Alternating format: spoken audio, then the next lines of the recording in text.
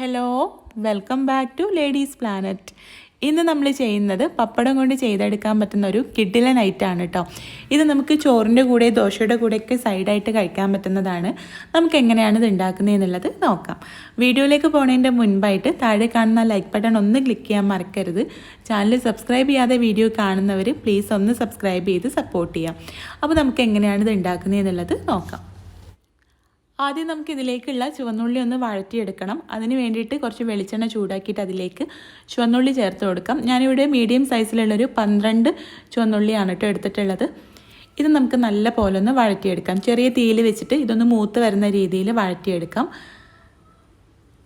ഇതൊന്ന് വഴന്ന് വരുന്ന സമയത്ത് ഇതിലേക്ക് നമുക്ക് എരിവിന് ആവശ്യത്തിനുള്ള വറ്റൽമുളക് ചേർത്ത് കൊടുക്കാം. ഞാനിവിടെ 6 വറ്റൽമുളകാണ് കേട്ടോ ഇതിലേക്ക് ചേർത്ത് കൊടുക്കുന്നത്. നമ്മുടെ ഓരോരുത്തരുടെയും എരിവിനനുസരിച്ചിട്ട് ചേർത്ത് കൊടുക്കാം. ഇതിന് പകരം നിങ്ങൾക്ക് പച്ചമുളകും ചേർത്ത് കൊടുക്കാം കേട്ടോ. പച്ചമുളകാണെങ്കിൽ വഴറ്റിയെടുക്കാതെ നേരിട്ട് തന്നെ ചേർത്ത് കൊടുത്താൽ മതി. ഇനി ഇതിലേക്ക് 2 തണ്ട് കറിവേപ്പില കൂടെ ചേർത്തിട്ട് ജസ്റ്റ് ഒന്ന് ഇളക്കിയെടുക്കാം. പിന്നെ ഞാൻ ഇതിലേക്കുള്ള ഇഞ്ചി ചേർക്കാൻ മറന്നതായിരുന്നു കേട്ടോ. അപ്പോൾ നിങ്ങൾ ചേർക്കുകയാണെങ്കിൽ ആ ചുവന്നുള്ളി ചേർത്തില്ല, ആ സമയത്ത് തന്നെ ചേർത്ത് കൊടുത്താൽ മതി. ഇഞ്ചി കൂടെ ചേർത്ത് ജസ്റ്റ് ഒന്ന് ഇളക്കിയിട്ട് നമുക്ക് ഫ്ലെയിം ഓഫ് ചെയ്ത് കൊടുക്കാം. തണുത്തതിന് ശേഷം നമുക്കിതെല്ലാം മിക്സിയുടെ ജാറിലേക്ക് ചേർത്ത് കൊടുക്കാം.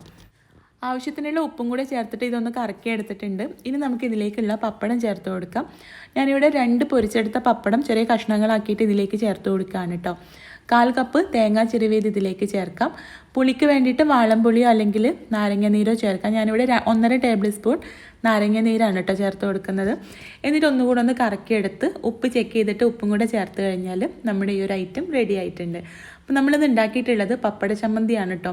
നല്ല ടേസ്റ്റി ആയിട്ടുള്ളൊരു ചമ്മന്തിയാണ്.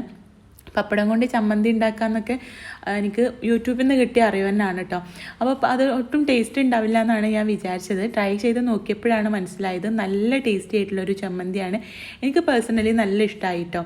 അപ്പോൾ നിങ്ങളും ട്രൈ ചെയ്ത് നോക്കുക. ഇതുവരെ ട്രൈ ചെയ്തിട്ടില്ലെങ്കിൽ ട്രൈ ചെയ്ത് നോക്കുന്ന സമയത്ത് ഫീഡ്ബാക്ക് അറിയിക്കാനും വീഡിയോ ഇഷ്ടമായിട്ടുണ്ടെങ്കിൽ ലൈക്ക് ചെയ്യാനും ഷെയർ ചെയ്യാനും കൂടെ മറക്കരുത് കേട്ടോ. അപ്പോൾ നമുക്ക് അടുത്ത നല്ലൊരു വീഡിയോ ആയിട്ട് കാണാം. താങ്ക്